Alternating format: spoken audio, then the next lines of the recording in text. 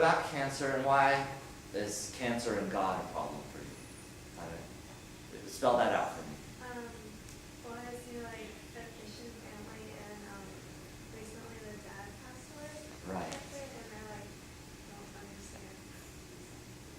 Why God will allow that to happen? So the deal is, she knows somebody who, a Christian believing in God family, the dad recently passed away because of cancer, probably way before his time. Is that right? So he could have lived a lot longer had he not had cancer. Okay. What's the deal? What's going on? There could be a number of possibilities. None of these, and I'm not really going to give you any possibility that's the empathetic one necessarily. I just want to give you a couple possibilities, and maybe you can do what you want with it.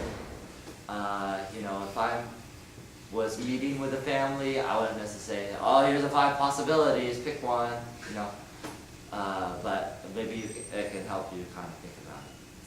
Here's what God promises. He promises that God always works for the net benefit of all believers.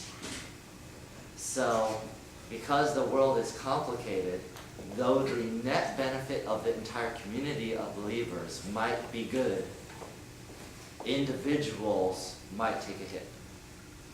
And so, in some way, mysteriously, I think what God is going at in any situation like this is that He's going to use that for a net benefit. Let me give you an example. This past year, my grandma died, my aunt died, and my wife's both parents died.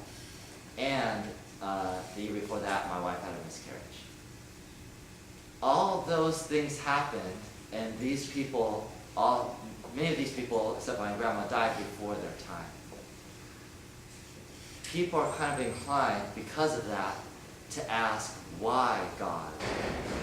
A lot of people in the Bible did that, like Job.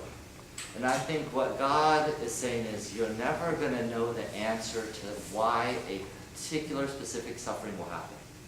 And that's why people think that Job didn't write Job, because if he did, he would have known why it happened. But you're never going to know why that happens. But I think what God wants us to ask in that situation is, God, what am I supposed to do in this situation? What do you have for me here? There's going to be some ultimate benefit. You may or may not realize it. Peggy and I feel like we've had the most horrible year previously.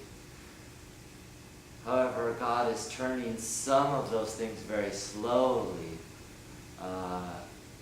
for His glory. But it still doesn't take away the pain of the initial. If you want to look at it from a different perspective, you can say, wow, dying is to the total benefit of the person who dies if they're a believer. Because they get straight to be with God, and that is the overwhelming best way to go. The people who experience that, of course, never enjoy that process because they want to experience that person for themselves, And so they lose a piece of themselves and have to reorient their lives. But for that particular person, they are experiencing the greatest joy they've ever experienced. Is that right? Yeah. Okay. Do what you want.